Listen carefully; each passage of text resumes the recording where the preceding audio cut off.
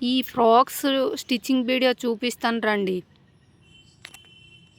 ఎవరైతే cutting video చూడలేదో ఒకసారి చూసి రండి, అప్పుడే అర్థమవుతుంది. స్టిచ్చింగ్ చూసిన వాళ్ళు కూడా చూడవచ్చు, బట్ కటింగ్ చేసిన వీడియో చూస్తే స్టిచ్చింగ్ వీడియో అర్థమవుతుంది. అందుకోసం ఇప్పుడు ఫస్ట్ అయితే బ్యాక్ పార్ట్ తీసుకున్నానండి. ఒరిజినల్ క్లాత్ మీద లైనింగ్ క్లాత్ తీసుకుని first original cloth right side ఉండేలాగా అది పైవైపు ఉండి దాని మీద లైనింగ్ క్లాత్ పెట్టి పిన్ని పెట్టుకోండి. తర్వాత స్టిచ్చింగ్ చేసుకోండి రౌండ్గాన. ఇక్కడైతే చూపిస్తున్నాను చూడండి, అర్థమవుతుంది అనుకుంటున్నాను. ఒకవేళ అర్థం కాలేకపోతే చెప్పండి, ఇంకో వీడియో కూడా చేస్తాను నేను. ఇప్పుడైతే మెడ చుట్టూ కుట్టేసుకుందాం రండి. అలా రౌండే కటింగ్ చేసుకున్నానండి. ఆ రౌండ్ చుట్టూ తీసుకోవాలి, పాదం వరుసగా తీసుకుని స్టిచ్ చేసుకోవచ్చు. ఒకవేళ ఈ వీడియో నచ్చితే సబ్స్క్రైబ్ చేసుకోండి ఫ్రెండ్స్. ఎవరికైనా ఈ వీడియో యూజ్ అవుతుందంటే షేర్ చేయండి, మర్చిపోకుండా లైక్ చేయండి. లైకే నాకు సపోర్ట్ చేసినట్టు అవుతుంది. ఇప్పుడు చుట్టూరుగా కట్ చేసుకుందాం. స్టిచ్ చేసాం కదా, ఆ ఒరిజినల్ పీస్ కట్ చేసుకొని ఫినిషింగ్ అన్నీ తీసేద్దాం. తీసేసి ఇంకా మెడ చుట్టూరు ఒక రౌండ్ వేద్దామండి. తిరగాలి కదా, అంటే మెడ తిప్పాలి కదా, అందుకోసం ఒకసారి వీడియో చూడండి. వీడియో ఇలాగా లైనింగ్ క్లాత్ ఒరిజినల్ చేసి లైనింగ్ క్లాత్ మీద పడేలాగా చూసుకోండి కుట్టు. ఇప్పుడు ఒరిజినల్ క్లాత్ మీద పడకుండా లైనింగ్ క్లాత్ మీద పడేలాగా చూసుకోండి. ఒరిజినల్ క్లాత్ మీద పడితే నెక్ తిరగదండి. నెక్ తిరగాలంటే అది లైనింగ్ క్లాత్ పక్క నుంచి అది కుట్టేసాం కదా, దాని పక్కన వేసుకుంటూ వెళ్ళండి. మీ వీడియో కూడా కనపడుతుంది చూడండి ఒకసారి. కనపడట్లేదు, ఇంకో వీడియో చేయమన్నా కూడా చేస్తాను. ఏదైనా సరే కామెంట్ చేసి చెప్పండి నాకు. లైనింగ్ మీద కుట్టాం కదండి, ఇప్పుడు పైన ఒక కుట్టు వేసేస్తే స్ట్రాంగ్గా ఉంటుంది. మెడ కూడా చూడడానికి బాగానే ఉంటుందండి, రౌండ్గా వస్తుంది. నేను చూపిస్తాను చూడండి కుట్టేశాక. సేమ్ అలాగే ఫ్రంట్ కూడా అలా స్టిచ్ చేసుకోండి. లెంత్ ఎక్కువ అవుతుందని చూపించట్లేదు. ఇప్పుడు లైనింగ్ క్లాత్ ఎలాగుందో చుట్టూరు ఆ లైనింగ్ క్లాత్ చుట్టూరు స్టిచ్ చేసేసి ఆ సైడ్ ఎక్కువ పీసులు వచ్చాయి కదా, ఆ పీస్ అంతా కట్ చేసుకోవాలి. కట్ చేసి డాట్ వేసుకోవాలి. షోల్డర్ పట్టుకుని అలా స్ట్రైట్గా వచ్చేలాగా. ఇది బ్యాక్ పార్ట్ కాబట్టి 3 ఇంచెస్ ఎడుతున్నాను, ఫ్రంట్ అయితే 4 ఇంచెస్ ఎడుతున్నాను. బ్యాక్ అలాగే హాఫ్ ఇంచ్ ఉంచాం కదా మనం ఇందాక కటింగ్ వీడియోలో 1 ఇంచ్ ఉంచాం కదా, ఇటు ఒక హాఫ్ ఇంచ్ అటు ఒక హాఫ్ ఇంచ్ ఉంచేసి 3 ఇంచెస్ లెంత్ చేసుకొని స్టిచ్ చేసుకుంటున్నాను. 3 ఇంచెస్ ఉంచుతున్నానండి. సేమ్ ఫ్రంట్ కూడా అలాగే చేసుకోండి. వీడియో లెంతీ అయిపోతుంది, అందుకోసం వాళ్ళు చూడడానికి ఇష్టపడరు కదా, అందుకే సేమ్ చూడండి. ఫ్రంట్ కూడా అలాగే స్టిచ్ చేశాను. ఇప్పుడు రెండు కలిపేసి షోల్డర్ జాయింట్ చేసేద్దాం రండి. ఇప్పుడు ఒరిజినల్ పెట్టేసుకొని షోల్డర్ డబల్ స్టిచ్చింగ్తో చెయ్యండి. ఎందుకంటే సింగిల్ స్టిచ్చింగ్ అయితే ఎక్కడైనా ఊడిపోతుంది, అందుకోసం డబల్ స్టిచ్చింగ్తో వేసుకుంటే సరిపోతుంది.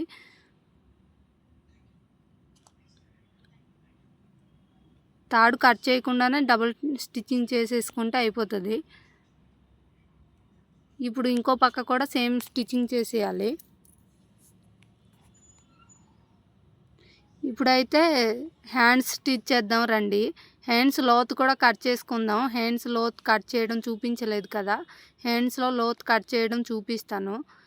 ఫస్ట్ వచ్చేసి మన ఖర్చు కోసం 2 ఇంచెస్ ఉంచాం కదా, 2 ఇంచెస్ దగ్గర మార్కింగ్ చేసేసి మనం ఏదైతే మధ్యలో ఒక టక్ వేసి ఉంటాం కదా, ఆ టక్ నుంచి 1 ఇంచ్ అండి. మీరు ఎటు సైడ్ లోతు తీస్తున్నారో అటు సైడ్ 1 ఇంచ్ గీసి ఇంకా ఎక్కడైతే టక్ చేశారో 2 ఇంచెస్ దగ్గర మార్కింగ్ చేసాం కదా, అక్కడ నుంచి ఎంత వస్తుందో దాంట్లో మధ్యలోకి ఒక 30 ఇంచేసి ఉంచేసి అలా పైనుంచి తీసుకుని వచ్చి అలా కింద కట్ చేసుకోవాలండి. మీకు ఈ వీడియోలో చూపించడం కూడా సరిగ్గా అవ్వట్లేదు, ఇంకో వీడియోలో మీకు చూపిస్తాను. ఇప్పుడైతే హ్యాండ్స్ జాయిన్ చేద్దాం. ఎక్కడైతే లోతు తీసామో అది ఫ్రంట్ వైపు వచ్చేలా చూసుకోండి. ముందే చూసుకొని స్టిచ్ చేసుకోండి, మళ్ళీ కన్ఫ్యూజ్ అవుతారు. అది స్టిచ్ ఇటుపక్క అటుపక్క పెట్టేస్తే మళ్ళీ లోతు తీస్తాం కదా, అందుకోసం లోతు వైపు ఫ్రంట్ వచ్చేలా చూసుకొని స్టిచ్ చేయడం స్టార్ట్ చేయండి. నేనైతే అలాగే చేశాను చూడండి. స్టిచ్ చేసుకున్నాం రండి.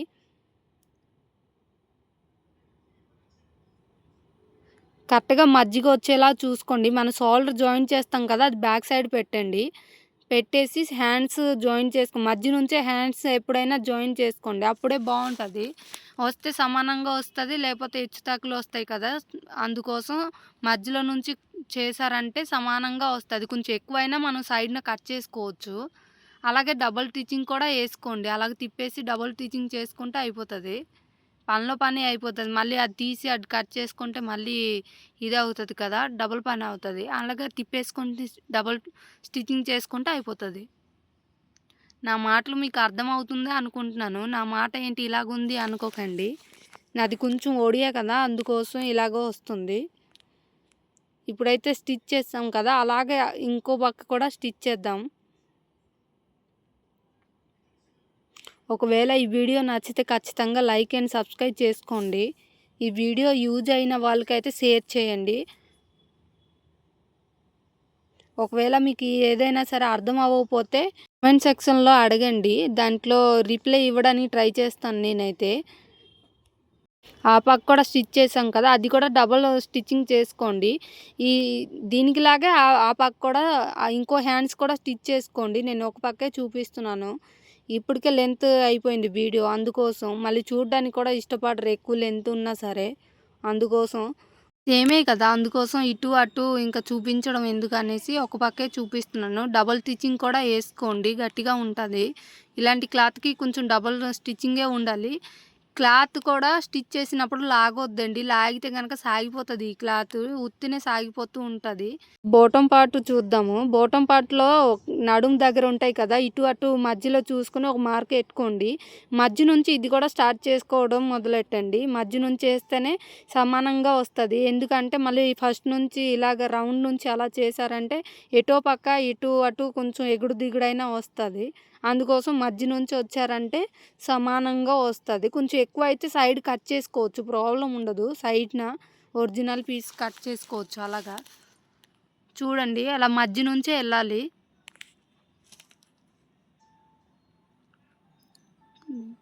హాఫ్ ఇంచ్ గ్యాప్తో స్టిచ్ చేసుకుంటూ వెళ్ళాలండి. మీకు అర్థమవుతుంది అనుకుంటున్నాను. అర్థం కాకపోతే మరీ చెప్తున్నానండి. అర్థం కాకపోతే ఒకసారి అడగండి. ఇప్పుడైతే స్టిచ్ చేసాం కదా, కొంచెం ఎక్కువ వచ్చింది చూడండి. ఆ ఎక్కువ వచ్చినా పర్లేదు, ఆ సైడ్న తర్వాత కొంచెం లైట్గా కట్ చేసుకోవచ్చు. ఇప్పుడు డబుల్ స్టిచ్చింగ్ చేసుకుంటూ వెళ్ళిపోయి మళ్ళీ ఫస్ట్ దాంట్లో స్టిచ్ చేసుకుంటే అయిపోతుంది.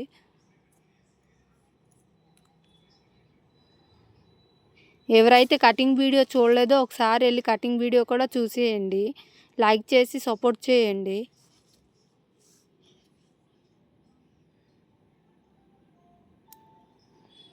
బాడీ పార్ట్ కూడా మధ్యలో ఇటు అటు పట్టుకొని మధ్యలో ఒక టక్ వేసుకోండి, లేకపోతే మార్కింగ్ చేసుకుని ఒరిజినల్ ఉంచండి పైన.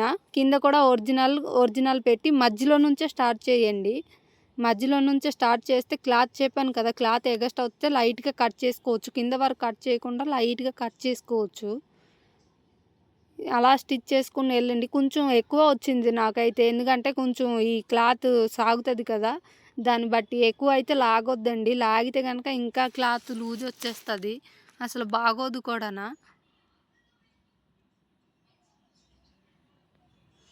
ఇటుపక్క కూడా ఫోల్డ్ చేసుకుని డబల్ స్టిచ్చింగ్ అయితే కంపల్సరీ వేయండి. సింగిల్ స్టిచ్చింగే చూపిస్తున్నాను నేను, డబల్ స్టిచ్చింగ్ కూడా చేసుకోండి. అలాగా సేమ్ ఇంకో పక్క కూడా చేసుకోండి. ఒక పక్కే చూపిస్తున్నాను, ఇంకో పక్క కూడా సేమ్ అలాగే నడుము భాగానికి మధ్యలో టక్ వేసుకొని మళ్ళీ ఫ్రంట్ దానికి కూడా టక్ వేసుకొని స్టిచ్చింగ్ చేసుకోవచ్చు.